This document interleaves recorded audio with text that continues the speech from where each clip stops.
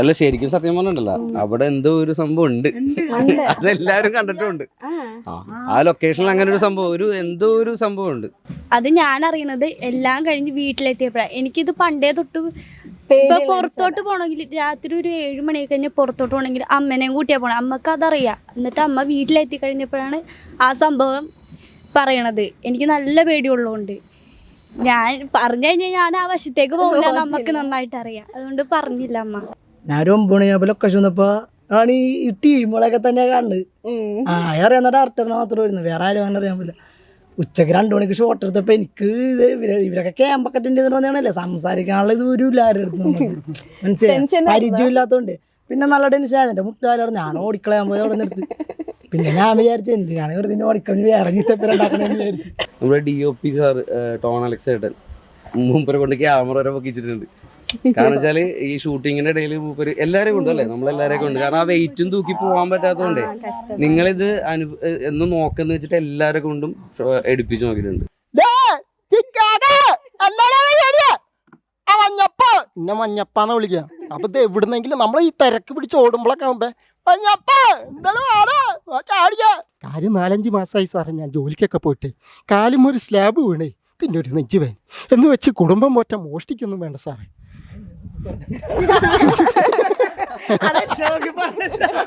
ഇന്ന് എനിക്കൊരു സംശയം.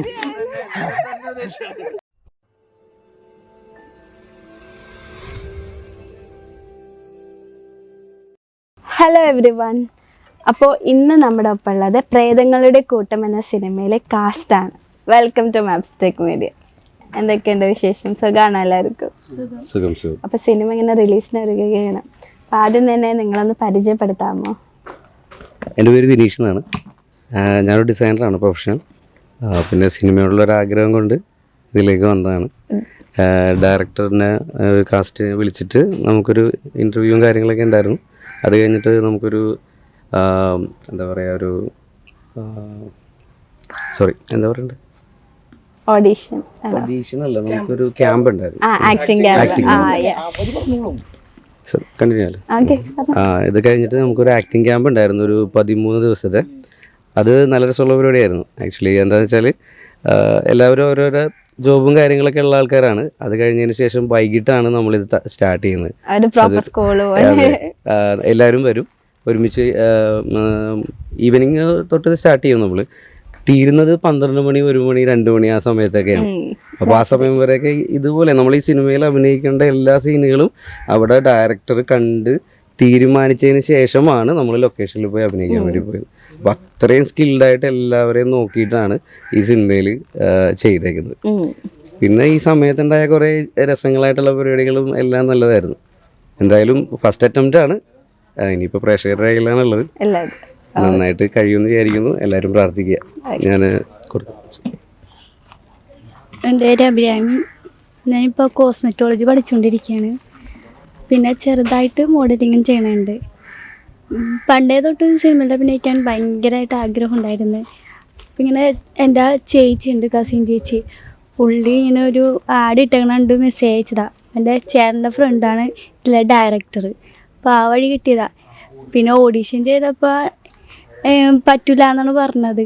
പിന്നെ ഇവിടെ ഇതിന് വരാൻ പറഞ്ഞിട്ടുണ്ടായിരുന്നു, പൂജയ്ക്ക് വരാൻ പറഞ്ഞിട്ടുണ്ടായിരുന്നു. പൂജയ്ക്ക് വന്നപ്പോഴാണ് ഞാൻ ഇതിലുണ്ടെന്ന് അറിഞ്ഞത്.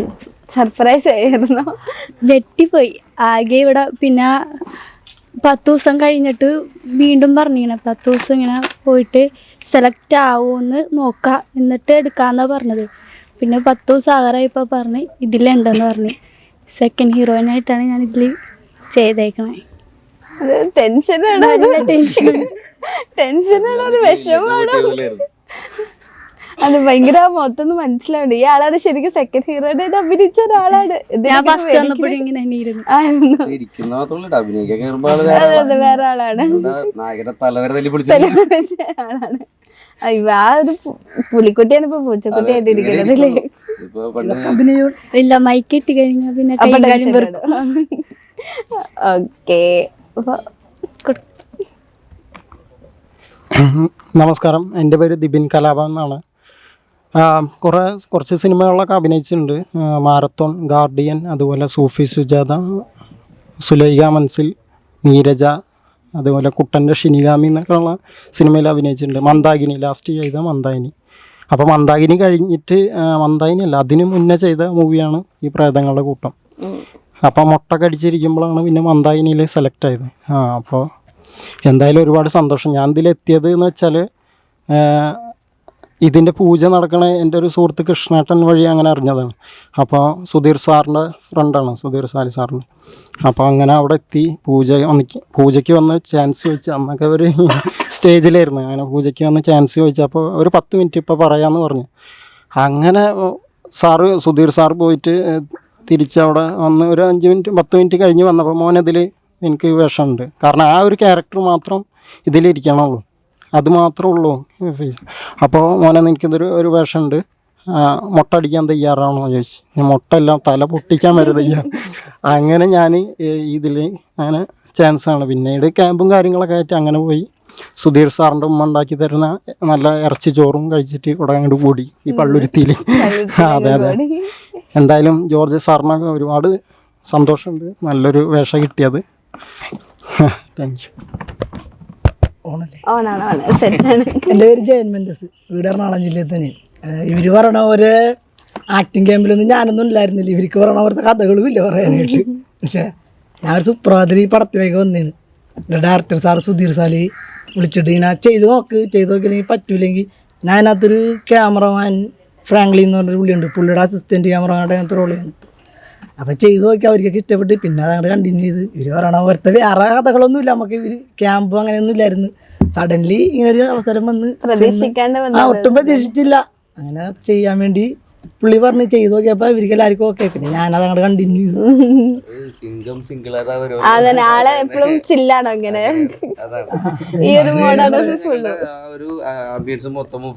ഞാൻ ഇവരൊക്കെ കാണുന്നത് തന്നെ സത്യത്തിൽ എനിക്ക് ഷൂട്ടില് ഒരു 2 മണിക്കൊക്കെ ആയിരുന്നു ഉച്ചക്ക്. ഞാൻ ഒരു 9 മണിയാകുമ്പോൾ ലൊക്കേഷൻ വന്നപ്പോൾ ആണ് ഈ ടീമുകളൊക്കെ തന്നെ കാണുന്നത്. അറിയാവുന്ന ഡയറക്ടറിനെ മാത്രമേ വരുന്നു, വേറെ ആരും അങ്ങനെ അറിയാൻ പറ്റില്ല. ഉച്ചക്ക് 2 മണിക്ക് ഷോട്ട് എടുത്തപ്പോൾ എനിക്ക് ഇവരൊക്കെ ക്യാമ്പൊക്കെ അറ്റൻഡ് ചെയ്തിട്ടുണ്ടെന്നല്ലേ സംസാരിക്കാനുള്ള ഇത് ഒരു എല്ലാവരും എടുത്ത് നമുക്ക് മനസ്സിലായി, പരിചയമില്ലാത്തതുകൊണ്ട്. പിന്നെ നല്ല ടെൻഷൻ. എൻ്റെ മുട്ടുകാരോട് ഞാൻ ഓടിക്കളയാൻ പോയി അവിടെ നിർത്തി. പിന്നെ ഞാൻ വിചാരിച്ചു എന്തിനാണ് വെറുതെ ഓടിക്കളഞ്ഞ് വേറെ ചീത്തപ്പേരുണ്ടാക്കണമെന്ന് വിചാരിച്ചു. അങ്ങനെ അത് ചെയ്ത് 2-3 ടേക്ക് എടുത്തിട്ട് ശരിയായില്ല.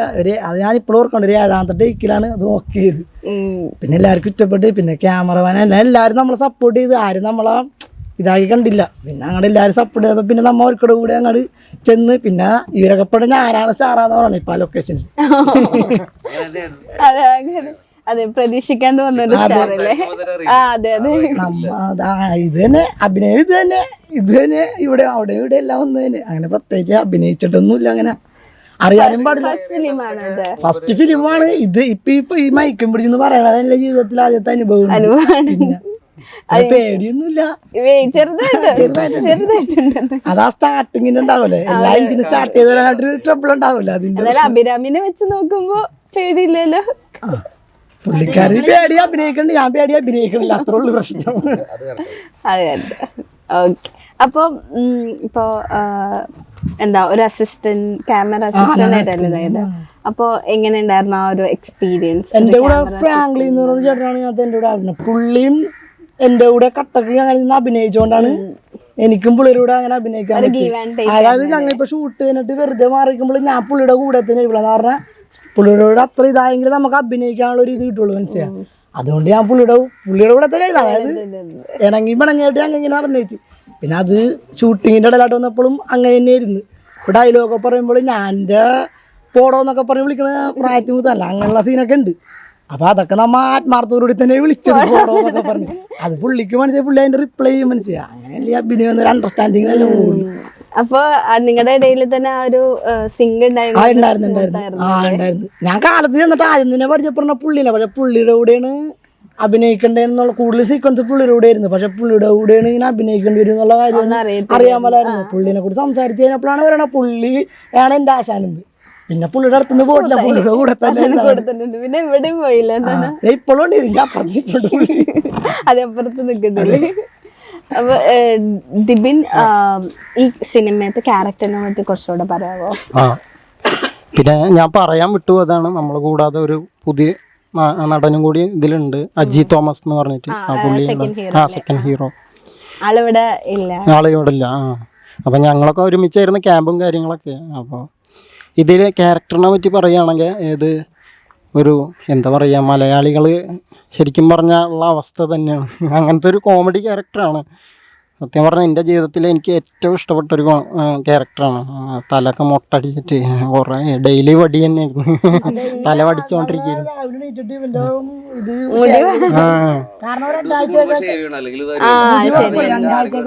അതെ അതെ അതെ. എന്നും എല്ലാവരും കട്ടയ്ക്ക് കൂടെ ഉണ്ടായിരുന്നു. ഒരു ബ്ലേഡും വാങ്ങിയിട്ട് കയറിയിട്ട് മാമലക്കണ്ടം അവിടെ ഒരു 10 ദിവസത്ത് നമ്മളവിടെ വണ്ടി അങ്ങനെ ഇട്ടാണ്ട് കയറിയതാണ്. അപ്പം അങ്ങനെ ഒരു സംഭവമാണ്. അപ്പോൾ നമ്മൾ മലയുടെ മേലെ കയറി ആ ബ്ലേഡായിട്ട് കയറി പിന്നെ അവിടുന്ന് വടിയും കാര്യങ്ങളായിട്ട് ഡെയിലി ഒരു ഇതുപോലും വന്ന് അത്ര ശ്രദ്ധിക്കും സാറ്. അങ്ങനെ അങ്ങനത്തെ ക്യാരക്ടറാണ്. ഒരു ഭക്ഷണപ്രിയനാണ് ഈ ക്യാരക്ടർ മൊത്തം. അങ്ങനത്തെ ഒരു സംഭവമാണ് ലൈഫിലും അങ്ങനെ തന്നെയാണ്. ഞാൻ ഒരു പഴംപൊരി പോലും അല്ല ഞാൻ ഇതിൻ്റെ ഫസ്റ്റ് ഷെഡ്യൂളിൻ്റെ ആ സമയത്ത് ഒരു പഴംപൊരി തിന്നാൻ പോയതാണ്. അപ്പോഴത്തേനും ഇവരെല്ലാവരും കൂടി ഗ്രൂപ്പ് ഫോട്ടോ ഒക്കെ എടുത്ത് അങ്ങനത്തെ ഒരു സംഭവം ഉണ്ടായി. അപ്പോൾ അതന്നെ ലൈഫിലെ ഈ ഒരു ക്യാരക്ടറാണ്. ഒരുപാട് ഇഷ്ടപ്പെട്ടാണ് ജീവിതത്തിൽ മൊട്ട അടിച്ചിട്ട് അല്ലാതെ ഏറ്റവും ലൈഫായിട്ട് റിലേറ്റ് ഇഷ്ടപ്പെട്ട ക്യാരക്ടർ ഇതാണ്. ലൈഫായിട്ട് എൻജോയ് ചെയ്യാൻ പറ്റി ഈ ഒരു സാധനം തന്നെയാണ്. ഇത് ശരിക്കും പറഞ്ഞാൽ റിയൽ ലൈഫിൽ സംഭവിച്ച ഒരു സാധനം തന്നെയാണ്. ഒരു പടത്തിൻ്റെ മാരത്തോൺ എന്നുള്ള പടത്തിൻ്റെ ഒരു ഷൂട്ട് സമയത്ത് നമ്മൾ ചോറ്റാനിക്കര അതേ സംഭവം തന്നെയാണിത്. അപ്പോൾ പടം ഇറങ്ങുമ്പോൾ കാണാൻ അങ്ങനത്തെ ഒരു ക്യാരക്ടറാണ്. ഭയങ്കര ചിരിക്കാൻ പറ്റിയൊരു സാധനമാണ്. അഭിരാമിയുടെ ക്യാരക്ടറിനെ പറ്റിയാണ് പറയാ. എൻ്റെ ഇതിൽ സെക്കൻഡ് ഹീറോയിനായിട്ടായിരുന്നു. ഇതുപോലെ തന്നെ വന്നപ്പോൾ ഭയങ്കര പേടിയും കാര്യങ്ങളായിരുന്നു. അപ്പം ഞാൻ ആരുമായിട്ട് മിങ്കിളൊന്നും ഉണ്ടായിരുന്നില്ല. ആകെ ഇതിലെ നായികയായിട്ട്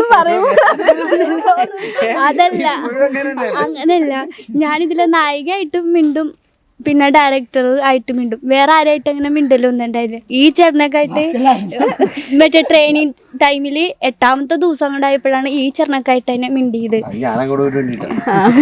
അല്ലാണ്ട് ആരായിട്ടില്ല. പിന്നെ എൻ്റെ ഹീറോ ഉണ്ടല്ലോ, ആ ചേട്ടനായിട്ട് ഞാൻ ഷൂട്ടിങ്ങിൻ്റെ അന്നാണ് മര്യാദക്ക് മിണ്ടിയത്. ട്രെയിനിങ് സമയത്തൊന്നും മിണ്ടലുണ്ടായിരുന്നില്ല.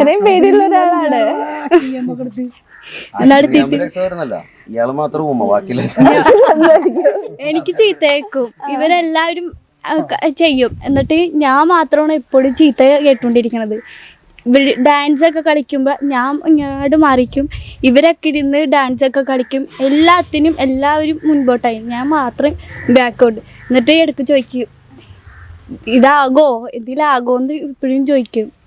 എനിക്കറിയില്ലായിരുന്നു. പിന്നെ ഡയറക്ടർ വന്നുകൊണ്ട് എപ്പോഴും പറയും നിന്നെ കൊണ്ട് പറ്റും, നീ ഇങ്ങനെ ഇരുന്നാൽ ശരിയാവില്ല, പക്ഷെ നിന്നെ കൊണ്ട് പറ്റും. അപ്പോൾ ഷൂട്ടിങ് തുടങ്ങണതിൻ്റെ രാവിലെ വന്നിട്ട് ഞാൻ പറഞ്ഞു ചേട്ടാ ഇത് എന്നെ കൊണ്ട് പറ്റുമെന്ന് തോന്നണില്ല എന്ന് പറഞ്ഞപ്പോൾ ഇല്ല എനിക്ക് നല്ല വിശ്വാസമുണ്ട്, നീ ഇത് പറ്റുമെന്ന് എനിക്ക് നല്ല വിശ്വാസമുണ്ട്, നീ ഇത് ചെയ്തോ. ഞാൻ അവിടെ വന്നിരുന്ന് ക്യാമറ കൂടി കണ്ടു കഴിഞ്ഞപ്പോഴേക്കോളും എൻ്റെ കയ്യിൽ നിന്ന് പോയി. പക്ഷെ ഷൂട്ടിങ് തുടങ്ങിക്കഴിഞ്ഞപ്പോൾ സെറ്റായി. പിന്നെ കുഴപ്പമൊന്നും ക്യാമറ ഓണാക്കി പിന്നെ ഞാൻ പുലിയാണ്, വേറൊരാളാണത്.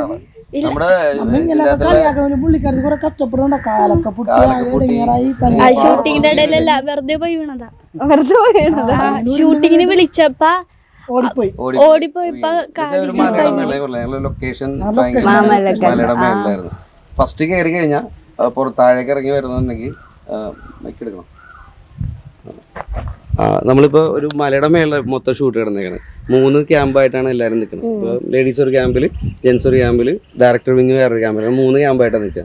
അപ്പോൾ ഫസ്റ്റ് രാവിലെ എണീറ്റ് ഒരു 5:30 മണിക്ക് എണീക്കണം. 5:30 മണിക്ക് എണീറ്റ് കുളിച്ചിട്ട് സ്ട്രിക്റ്റ് ആണ്. അല്ല, അത് 6 മണിക്കാണ്. 6 മണിക്ക് മേക്കപ്പ് വരണം. നിങ്ങളുടെ ക്യാമ്പ് ഇവരുടെ ക്യാമ്പ് തൊട്ടടുത്താ, അതുകൊണ്ടായിരിക്കും ഞങ്ങൾക്ക് കുറച്ച് നടക്കുന്നത്. അപ്പോൾ 5:30 മണിക്ക് എണീറ്റിട്ട് 6 മണിക്ക് വന്നിരുന്ന് മേക്കപ്പ് ഇട്ടിരിക്കണം. എന്നിട്ട് പിന്നെ ഡയറക്ടർ സാറ് പറയണ പോലെ ഏത് സമയത്താണെന്ന് വെച്ചാൽ ആ സമയത്ത് ഷൂട്ടുള്ളൂ. പക്ഷെ എല്ലാവരും കറക്റ്റ് ഭയങ്കര പങ്ക്ച്വാലിറ്റി. 6 മണിക്ക് സെറ്റിൽ കുളിച്ച് മേക്കപ്പ് ഇട്ട ആൾക്കാർ വേണം. മലയുടെ ഏറ്റവും ടോപ്പില നമ്മൾ പ്രാവശ്യം മേളിലേക്ക് കയറി കഴിഞ്ഞിട്ട് പിന്നെ താഴേക്ക് ഇറങ്ങണമെന്നുണ്ടെങ്കിൽ വേറെ ജീപ്പ് വിളിക്കണം. ഒരു ജീപ്പ് അങ്ങോട്ട് പോയി കഴിഞ്ഞിട്ട് അത് വിട്ട് കഴിഞ്ഞാൽ പിന്നെ ജീപ്പ് അതിൽ വഴിയില്ല.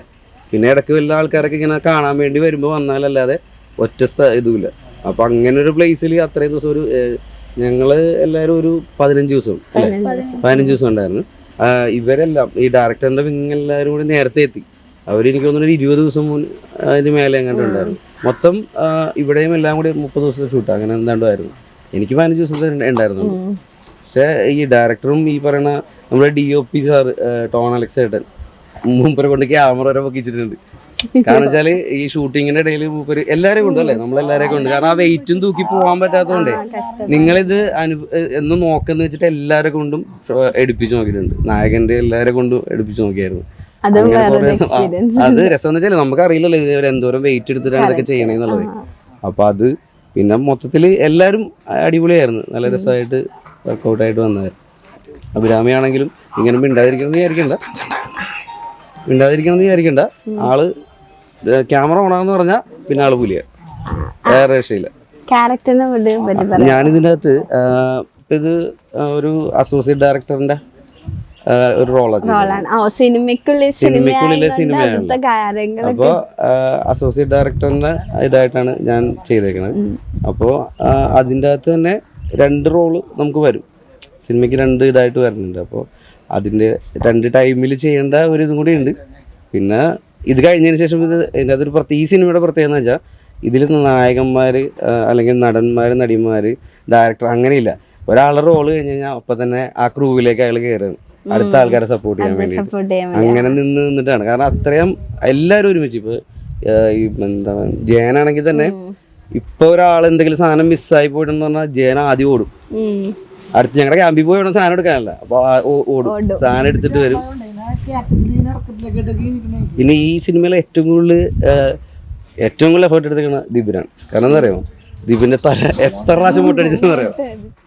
ഇത് വെച്ചാൽ ഇതിൻ്റെ ഇടയിൽ നമ്മളൊരു ഷോട്ടിന്റെ ഇത് വന്നുകൊണ്ട് നമ്മൾ രണ്ടാമതും കൂടി റീഷൂട്ട് ചെയ്തായിരുന്നു. റീഷൂട്ട് ചെയ്യുന്ന സമയത്ത് മുടിയെല്ലാം വന്നിട്ട് പിന്നെ രണ്ടാമത് മുട്ടടിക്കേണ്ടി വരും. ഇതുണ്ട് ആ കോലം കണ്ടോ, നമ്മുടെ പോസ്റ്ററിലെ കോലം കണ്ടോ, അതുപോലെയായിരുന്നു ദിബിനുണ്ട്. ഇപ്പോഴത്തെ കോലം നോക്കി നല്ല ഡിഫറൻസ് ഉണ്ട്. അപ്പോൾ എല്ലാവരും ഡയറക്ടർ ആണെങ്കിലും പ്രൊഡ്യൂസറാണ് നമ്മൾ മെയിനായിട്ട് പറയേണ്ടത് കേട്ടോ. കാരണം ജോർജ് ഏട്ടൻ നമുക്ക് തന്ന സപ്പോർട്ട് ചെറുതല്ല. കാരണം സിനിമയ്ക്ക് എന്തെങ്കിലും ഒരു സാധനം വേണം എന്ന് പറഞ്ഞിട്ടുണ്ടെങ്കിൽ ഇപ്പോൾ ഈ ഷൂട്ട് തന്നെ നടക്കണ ഞാൻ ഒരു ജീപ്പ് മേളിൽ നടന്ന് കയറാൻ പറ്റില്ല, ഭയങ്കര പാടാണ്. മൂപ്പര് ഇങ്ങനെ എന്തെങ്കിലും ഒരു ബുദ്ധിമുട്ടൊക്കെ വരുമ്പോൾ രാത്രിയാണെങ്കിൽ രാത്രി ജോർജ് ഏട്ടൻ വണ്ടിയും വിളിച്ച് അവിടെ വരുമായിരുന്നു. നമ്മുടെ സെറ്റിൽ വന്നിട്ട് നമ്മളെല്ലാം കണ്ട് എല്ലാവർക്കും അതിന് എന്തെങ്കിലുമൊക്കെ ഫുഡൊക്കെ വാങ്ങിച്ചുകൊണ്ട് വരും, എന്തെങ്കിലും സ്പെഷ്യലായിട്ടൊക്കെ സാധനങ്ങൾ വന്ന് കഴിച്ചിട്ട്. അതുപോലെ തന്നെ ഞങ്ങളുടെ പാക്കപ്പ് പാർട്ടിയും ഭയങ്കര അടിപൊളിയായിട്ടാണ് നടത്തിയത്. ഇയാളെ ബർത്ത്ഡേ ആഘോഷിച്ചായിരുന്നു നമ്മള്. അങ്ങനെ ഇതുണ്ട്. പിന്നെ ഇപ്പൊ നമ്മളുടെ ഇതിന്റെ ഇല്ലാതെ മെയിൻ ഒരു ക്യാരക്ടർ ഉണ്ട്, അപ്പു എന്ന് പറഞ്ഞിട്ട്. അപ്പു എന്ന് വെച്ചിട്ടുണ്ടെങ്കിൽ അപ്പും ഞാനുമാണ് ഈ സിനിമയ്ക്ക് വേണ്ടി മുടി വളർത്തിയ ആൾക്കാർ. കാരണം ഡയറക്ടറിന് ഭയങ്കര നിർബന്ധമായിരുന്നു മുടി ഒരേ ക്യാരക്ടറുള്ള പല പല രീതിയിലായിരിക്കണുള്ള ആൾക്കാർ. അപ്പോൾ മുടി വളർത്തണം എന്ന് പറഞ്ഞിട്ട് ഞാൻ എനിക്കിപ്പോൾ കറക്റ്റ് ഇപ്പോൾ നമ്മൾ 1 വർഷം 1.5 വർഷമായി വളർത്തിയിട്ട്. അതുപോലെ അപ്പുവിൻ്റെ എന്നിട്ട് ഈ സംഭവം രണ്ടാമത് ഇത് മുടി വെട്ടാത്തതുകൊണ്ട് മാത്രം നമുക്ക് രണ്ടാമതൊരു ഇത് എടുക്കേണ്ടി വന്നതാണ്. വന്നപ്പോൾ എല്ലാം കറക്റ്റായിട്ട് തന്നെ കിട്ടി. ഇടയ്ക്കൊരു ഷോട്ട് എടുക്കാൻ വേണ്ടി നമ്മൾ പോയെന്ന് പറഞ്ഞില്ലേ, ആ സമയത്ത് ഇതുപോലെ തന്നെ മുടി ഉള്ളത് കൊണ്ടല്ല, അല്ലാതെ ആൾക്കാർക്ക് ചില ആൾക്കാരെയൊക്കെ നമ്മൾ ആംബിയൻസ് ഒക്കെ വെച്ചിട്ട് ചെയ്തിട്ടുണ്ട് ഇങ്ങനെ സിനിമയിൽ. അങ്ങനെ കുറേ സംഭവങ്ങൾ വന്നിട്ടുണ്ട്. അപ്പോൾ ആണെങ്കിലും മുടി വളർത്തിയിട്ട് സിനിമ കാണുമ്പോൾ നിങ്ങൾക്ക് മനസ്സിലാവും ആളുടെ ഇതെന്താന്ന് വെച്ചിട്ടുണ്ടെങ്കിൽ. അപ്പൊ ഈ സിനിമയുടെ ടൈറ്റിൽ തന്നെ പ്രേതങ്ങളുടെ ഒരു കൂട്ടം എന്നാണ്. അതെ. അപ്പൊ ശരിക്കും സിനിമയിൽ പ്രേതങ്ങളുടെ കൂട്ടം തന്നെയാണോ? പ്രേതങ്ങളുടെ കൂട്ടമാണോന്ന് ചോദിച്ചാൽ പ്രേതങ്ങൾ അതായത് പ്രേതം ഉണ്ടോന്ന് വെച്ചാൽ ഉണ്ട്, ഇല്ലേന്ന് വെച്ചാൽ ഇല്ല. അതാണ് സിനിമ. പക്ഷെ സസ്പെൻസ് ആയിട്ടാണ് നിൽക്കുന്നത്. അത് ഇപ്പൊ തുറന്നു കഴിഞ്ഞിട്ടുണ്ടെങ്കിൽ നിങ്ങൾക്ക് ഫുൾ അത് പോകും. നിങ്ങളത് ഡയറക്റ്റ് ആയിട്ട് തിയേറ്ററിൽ പോയി കണ്ടിട്ട് എക്സ്പീരിയൻസ് ചെയ്താലേ മനസ്സിലാവുള്ളൂ. നിങ്ങൾ കാണണം മാത്രമല്ല, നിങ്ങളുടെ കൂട്ടുകാരെല്ലാരും കൊണ്ടേ കാണിക്കണം. കാരണം അത്രയും കഷ്ടപ്പെട്ട് എടുത്തൊരു സിനിമയാണ്. അപ്പൊ അതുകൊണ്ട് എല്ലാരും കണ്ടാൽ മാത്രമേ അതിനൊരു റിവ്യൂ കിട്ടുള്ളൂ. ഈ സിനിമ എന്ന് പറയുമ്പോൾ തന്നെ പ്രേതങ്ങളുടെ കൂട്ടം എന്നാണല്ലോ. അപ്പൊ നിങ്ങൾക്കൊക്കെ പ്രേതങ്ങളെ വിശ്വാസം ഉണ്ടോ? ഓൾറെഡി പേടിയുള്ള ആളാണ്. അബ്രാമിനെ ഞങ്ങൾ കുറെ പേടിപ്പിക്കാനും നോക്കിയിട്ടുണ്ട്. എന്തെങ്കിലുമൊക്കെ റൂമിലേക്കൊക്കെ പോണ വഴിക്കൊക്കെ ഞങ്ങൾ സൈഡിൽ കൂടി കല്ലൊക്കെ എടുത്തെറിയും, പേടിക്കും. അത് ശരിക്കും നിങ്ങക്ക് റിയൽ ലൈഫിൽ പേടിയുണ്ടോ പ്രേതം എന്ന് പറയുന്നത്? എനിക്ക് അങ്ങനെ പേടിയൊന്നുമില്ല. ഞാനതിൽ വിശ്വസിക്കുന്നില്ല. ദൈവത്തിൽ വിശ്വാസം, ദൈവത്തിൽ വിശ്വാസം, ദൈവത്തിൽ ഏകദൈവം എന്ന് പറഞ്ഞ സംഭവ വിശ്വാസം. ലൊക്കേഷൻ വെച്ച് എന്തോ കണ്ട് പേടിച്ചില്ല ശരിക്കും. പിന്നെ ലൊക്കേഷനിൽ വെച്ചിട്ട് അതാ ചേച്ചി അല്ല, ശരിക്കും സത്യം പറഞ്ഞിട്ടല്ല, അവിടെ എന്തോ ഒരു സംഭവം ഉണ്ട്. അതെല്ലാരും കണ്ടിട്ടുണ്ട്. ആ ലൊക്കേഷനിൽ അങ്ങനെ ഒരു സംഭവം, എന്തോ ഒരു സംഭവം ഉണ്ട്. ഫുഡ് ഉണ്ടാക്കണ ചേച്ചിയാണ്. അതെ, ഇത് ലൊക്കേഷനിൽ ഒരു ചായക്കട ഉണ്ട്. അവിടെ പ്രോപ്പറായിട്ടുള്ള ചായക്കട. ഞങ്ങളവിടെ ഒരു ദിവസം അല്ലേ നമ്മൾ അടിക്കാൻ വേണ്ടിയപ്പോ ആ ചായക്കടയിൽ അവരിന്ന് ഇങ്ങനെ പറയണു, ഉമ്മാനെ ഇതിനു മുമ്പ് ഒരു ടീം ഇവിടെ ഇങ്ങനെ വന്നിട്ട് ഒരു ആണും പെണ്ണും അല്ലേ അവരെന്തോ സ്നേഹിച്ചിട്ടൊക്കെ വന്നിട്ട് വീട്ടുകാർ കല്യാണം നടത്തും. അപ്പൊ അവിടെ പക്കത്തുനിന്ന് ചാടി എന്നൊക്കെ പറഞ്ഞ് പുള്ളി ഓരോ കഥകളൊക്കെ അവിടെ ഞങ്ങളടുത്തല്ല പറയണത്.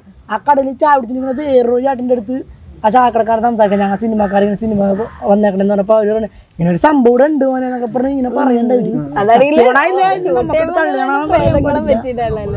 നമ്മുടെ സെറ്റിലുണ്ടായ ഫുഡ് ഉണ്ടാക്കുന്ന ഒരു ക്രൂല് ചേച്ചി, ആ ചേച്ചി രാത്രി അതുപോലെ ഒരു ആംബിയൻസ് കണ്ടതായിട്ട് പറയുന്നു. അതുപോലെ കുറെ പേര്, ഈ അഭിരാമി തന്നെ 2 പ്രാവശ്യം പേടിച്ചു ഓടിയിട്ടുണ്ട്. അതിന് ഈ ചേച്ചി ഇങ്ങനെ കണ്ടെന്ന് പറഞ്ഞിരുന്നു. അത് ഞാൻ അറിയണത് എല്ലാം കഴിഞ്ഞ് വീട്ടിലെത്തിയപ്പോഴാണ്. എനിക്കിത് പണ്ടേ തൊട്ട് ഇപ്പൊ പുറത്തോട്ട് പോകണമെങ്കിൽ രാത്രി ഒരു 7 മണിയൊക്കെ കഴിഞ്ഞ് പുറത്തോട്ട് പോകണമെങ്കിൽ അമ്മനെയും കൂട്ടിയാ പോകണം. അമ്മക്ക് അതറിയാം. എന്നിട്ട് അമ്മ വീട്ടിലെത്തി കഴിഞ്ഞപ്പോഴാണ് ആ സംഭവം പറയണത്. എനിക്ക് നല്ല പേടിയുള്ളതുകൊണ്ട് ഞാൻ പറഞ്ഞു കഴിഞ്ഞാൽ ഞാൻ ആ വശത്തേക്ക് പോകില്ല, നമുക്ക് നന്നായിട്ട് അറിയാം. അതുകൊണ്ട് പറഞ്ഞില്ല അമ്മ. പിന്നെ സെറ്റിൽ പോയപ്പോ ടെൻഷനായോ? ഇല്ല, ഞാൻ വീട്ടിലെത്തിയപ്പോഴാണ് ഷൂട്ട് എല്ലാം കഴിഞ്ഞ്. അതെ, അല്ലെങ്കിൽ ഞാൻ ആ ഷൂട്ടിംഗ് ലൊക്കേഷനിലോട്ട് വരില്ല. ചില ഷൂട്ടൊക്കെ രാത്രിയാ ഷൂട്ട് ചെയ്തേക്കണം. അപ്പൊ ഷൂട്ട് ചെയ്യണ സമയത്ത് അതിൻ്റെ അകത്ത് ഇപ്പം അഭിരാമി മിക്ക ഷോട്ടിലും ഉണ്ടാവും, ഞങ്ങൾക്കൊക്കെ ചില ഷോട്ടിൽ ഉണ്ടാവില്ല. അപ്പൊ ഇതുപോലെ എന്തെങ്കിലുമൊക്കെ കണ്ടിട്ട് നൈസായിട്ട് മിണ്ടാണ്ടിരിക്കും. പേടിയുണ്ട് പക്ഷെ മിണ്ടൂല. പറഞ്ഞു കഴിഞ്ഞിട്ട് ആരെങ്കിലും അതുണ്ടെന്ന് പറഞ്ഞ പിന്നെ അഭിരാമി പുറത്തേക്ക് ഇറങ്ങും. എനിക്ക് മാത്രം 7 മണി വരെ പനി വന്നില്ല പേടിച്ചിട്ടാണോ? ഒരു ദിവസം ഷൂട്ടൊക്കെ നിർത്തിയല്ലോ. അല്ല അതിനു മുമ്പ് ഒരു ദിവസം പനി പിടിച്ചെന്ന് പറയുന്നത് എന്തോ കണ്ടു പേടിച്ചെന്നാ.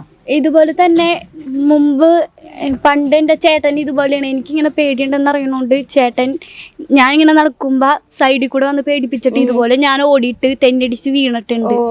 അതുകൊണ്ട് എനിക്ക് പണ്ടേ തൊട്ട് ഭയങ്കര പേടിയാണ്. എന്നിട്ട് എങ്ങനെ ഈ ഒരു പ്രേതങ്ങളെല്ലാം നിറഞ്ഞിരിക്കുന്ന സിനിമയിൽ അഭിനയിക്കാതെ അടിപൊളിയാണ്. എന്നാലും മൊത്തത്തിൽ പേടിയാണെങ്കിൽ അഭിനയം സെറ്റാണ്. ഓക്കെ, അപ്പൊ ഞാൻ പിന്നെ കേട്ടത് ദിബിൻ ഒരു മിമിക്രി ആർട്ടിസ്റ്റ് ആണെന്നും കൂടെ കേട്ടായിരുന്നു. ആണോ? നിങ്ങള് സെറ്റില് ഒക്കെ മിമിക്രി ഒക്കെ ചെയ്യാറ്?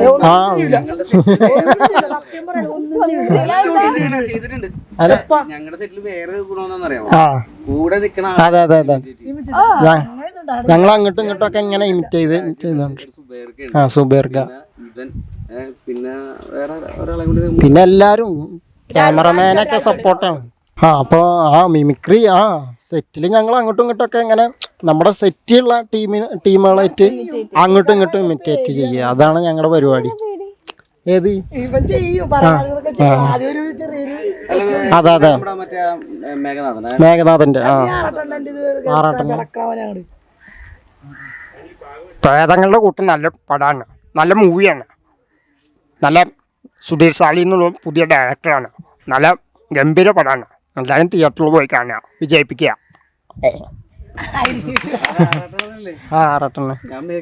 അതെ, മേഘനാഥൻ വിചാരിച്ചോണ്ടിരിക്കണ കാരണം ആള് മാറുമ്പോ എന്നാലും സൗണ്ട് കറക്റ്റ് നമുക്ക് മനസ്സിലായല്ലോ ആരാ ചെയ്തത്. ബാക്കിൽ വെച്ചിട്ട് ശരി, അപ്പൊ ഞാൻ ഒന്ന് ടാസ്ക് തരാം. അപ്പൊ നിങ്ങളുടെ കൂടെ ഉള്ളവരെ ഇമിറ്റേറ്റ് ചെയ്യുന്നല്ലേ പറഞ്ഞ, അപ്പൊ ഞങ്ങക്ക് വേണ്ടിട്ട് ഇവരിൽ ആരെങ്കിലും ഒരാളെ എളുപ്പമുള്ള ആരെന്ന് വെച്ചെടുത്ത അല്ല, നമുക്ക് ഇവിടെ ഉള്ള ആരെങ്കിലും ചെയ്താൽ മതി. അപ്പോഴല്ലേ ആൾക്കാർക്ക് മനസ്സിലാവുള്ളൂ. അതില് പക്ഷെ ഇമിറ്റേറ്റ് ചെയ്യാൻ പറ്റിയ സാധനം ഏതായിരുന്നു? അഭിരാമിനെ പറ്റോ? അഭിരാമി ഇപ്പൊ ഇങ്ങനെ ഇരുന്ന മതിയല്ലോ. ഇല്ല, ഞാൻ അങ്ങനെയൊന്നും പറഞ്ഞില്ല. ഇല്ല ജയഞ്ചേട്ടനെ കാണിച്ചു. മൂപ്പരുടെ സൗണ്ട് കറക്റ്റ് ആയി ചെയ്യും. സുബർഗൻ പക്ഷെ സുബേർക്ക് ആദ്യം സംസാരിക്കേണ്ടി അതെ അതെ പുള്ളി പറഞ്ഞാലേ മനസ്സിലാവുള്ളൂ. ഇതില് ഈ ടീമിലില്ല. അതാണ് അതെ അതെ ജയനെടുക്കാം. വെറുതെ അവൻ മുങ്ങാണ്. അല്ല നമ്മളവിടെ ഇങ്ങനെ നടക്കണ്ടാവും ഈ മഞ്ഞ ഡ്രസ്സൊക്കെ ഇട്ടിട്ടേ. അപ്പൊ വല്ല പാറപ്പുറത്ത് ഇവൻ എവിടെ ഇരിക്കണമെന്ന് അറിയില്ല. വല്ല പാറപ്പുറത്തോ അല്ലെങ്കിൽ ഇതിന്റെ മേലൊക്കെ കുറച്ച് ടീമുകളും ഉണ്ടാവും.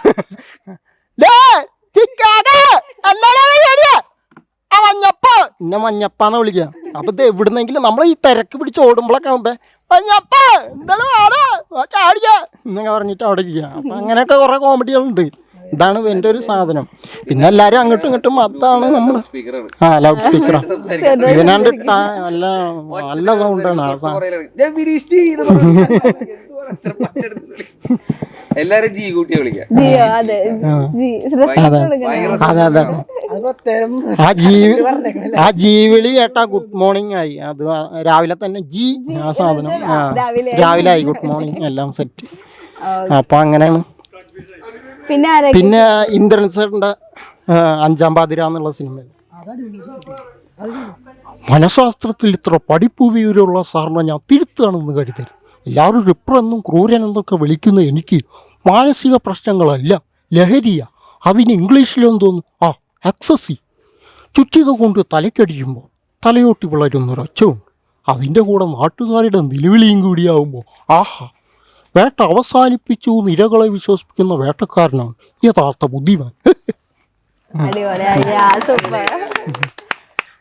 അതുപോലെ മേഘനാഥൻ ചേട്ടൻ്റെ ആക്ഷൻ ഇറബിജു 2 അല്ല ആക്ഷൻ ഇറബിജു 2 അല്ല ഞാൻ ഇപ്പൊ പറഞ്ഞു 2 കാണാൻ പോണെന്നുള്ളു. ആരാ ഇന്നെവിടെ? രാജേന്ദ്രൻ കൂലിപ്പണിയ സാറേ. ഇവള് വീട്ടുപാലിക്ക് പോയെന്നോ? സാറിന് ആള് മാറിയതാ. ഞാൻ ജീവനോടുള്ളപ്പോ അതിന്റെ ആവശ്യമില്ല. എപ്പോഴാടി ഞാനറിയാതെ നീ വീട്ടു ജോലിക്ക് പോയി? കുടുംബശ്രീ എന്ന് പറഞ്ഞിട്ടോ? ആരോട് ചോദിച്ചിട്ടാടി? കാര്യം 4-5 മാസമായി സാറേ ഞാൻ ജോലിക്കൊക്കെ പോയിട്ട്. കാലും ഒരു സ്ലാബ് വീണേ, പിന്നെ ഒരു നെഞ്ചുവേൻ എന്ന് വെച്ച് കുടുംബം പോറ്റ മോഷ്ടിക്കൊന്നും വേണ്ട സാറേ.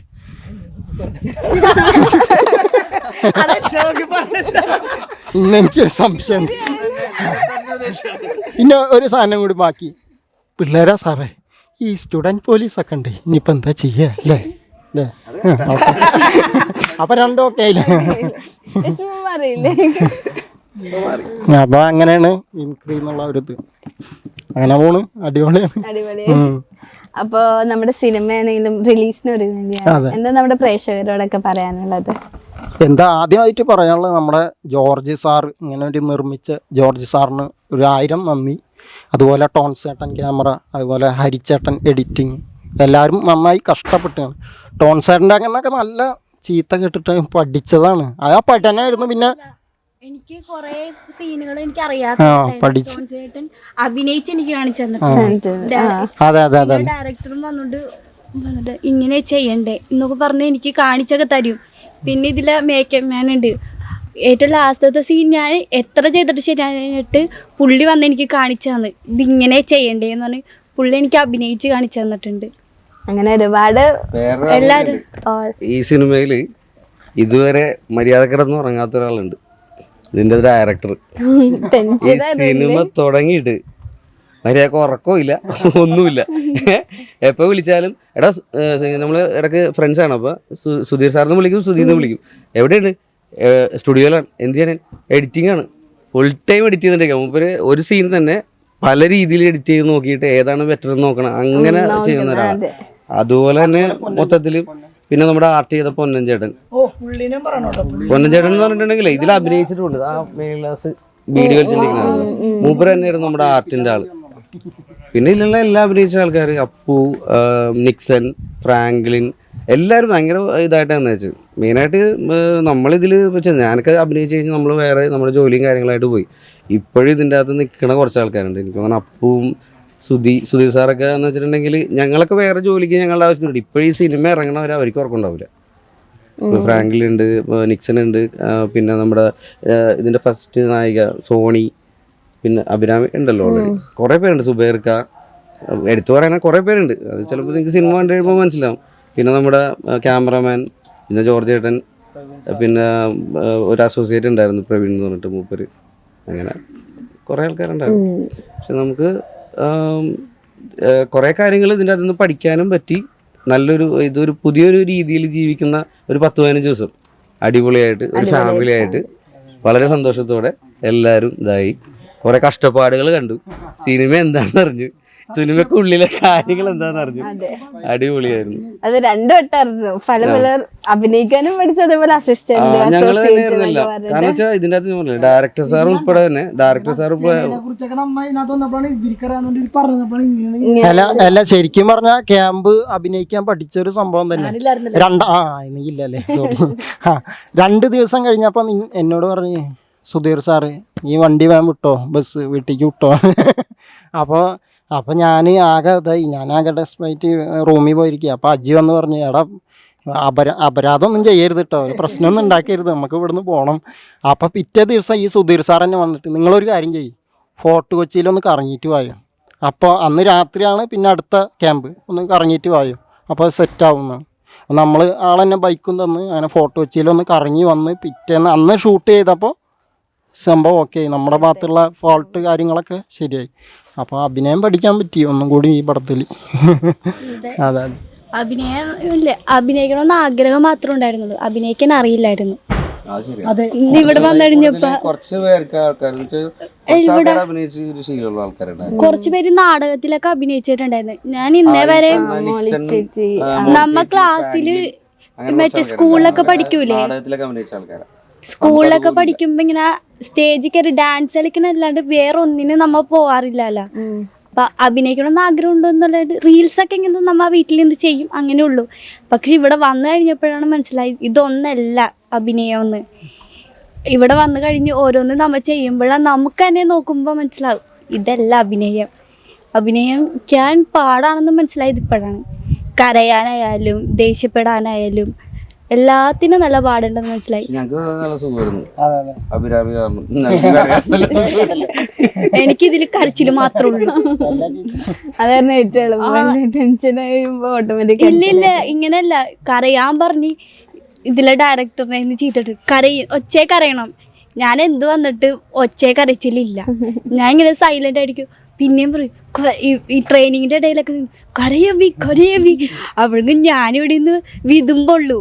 എന്നിട്ട് സുധീരേട്ടനെ രാത്രി വിളിച്ചിട്ട് പറയും, നീ ഇതാകും, നിന്നെങ്ങോട്ട് പറ്റും, നീ ഇതാകും. ഞാൻ വീട്ടിൽ നിന്നിട്ട് അമ്മടുത്ത് പറയും, എന്നോട് പറ്റണില്ല എന്ന് തോന്നണം, ഇതെനിക്ക് ഓക്കെ ആവില്ല എന്ന് തോന്നണമെന്നറിയും. പിന്നെ ചെല്ലും. പക്ഷെ 10 ദിവസത്തെ ട്രെയിനിങ് കൊണ്ട് എനിക്ക് നല്ല മാറ്റം ഉണ്ടായിരുന്നു. എനിക്കിവിടെ സിനിമയുടെ ഡബിങ്ങിന് പോയപ്പോഴാണ് മനസ്സിലായത് നല്ല മാറ്റം ഡയറക്ടർ സാർ തന്നെയാണ് അതിന്റെ അകത്തുള്ള മെയിൻ ആള്. 14 ദിവസം നമ്മളെഴുതി നന്നായിട്ട് നീ പഠിച്ചിട്ട് പോയാൽ മതി എന്നുള്ള. പിന്നെ കൂടെ ഉള്ളവരായാലും നമ്മളെ സപ്പോർട്ട് ചെയ്യും. നിന്നെ കൊണ്ട് പറ്റും, നീ ഇങ്ങനെ ഇരിക്കണ്ട, നീ ചെയ്തോന്ന് പറഞ്ഞ് ഇപ്പൊ ഇവരായാലും ഈ ചെറുനാളിലും വന്നു പറയും പേടിക്കണ്ട, പറയും പേടിക്കണ്ട ചെയ്തോളാൻ പറയും. അതുകൊണ്ട് എല്ലാവരും ഭയങ്കര സപ്പോർട്ടായിരുന്നു, ഒരു ഫാമിലി പോലെയായിരുന്നു എല്ലാവരും. അപ്പൊ ഈ പറഞ്ഞ പോലെ തന്നെ നമ്മുടെ സിനിമ 22 റിലീസിനൊരുക്കുകയാണ്. ഈ പറഞ്ഞ പോലെ തന്നെ എല്ലാവർക്കും ഇനി നല്ല നല്ല അവസരം കിട്ടട്ടെ എന്ന് ആശംസിക്കുന്നു. ഈ സിനിമയാണെങ്കിലും വൻ വിജയകരമാകട്ടെ എന്ന് ആശംസിക്കുന്നു. Thank you so much. Thank you.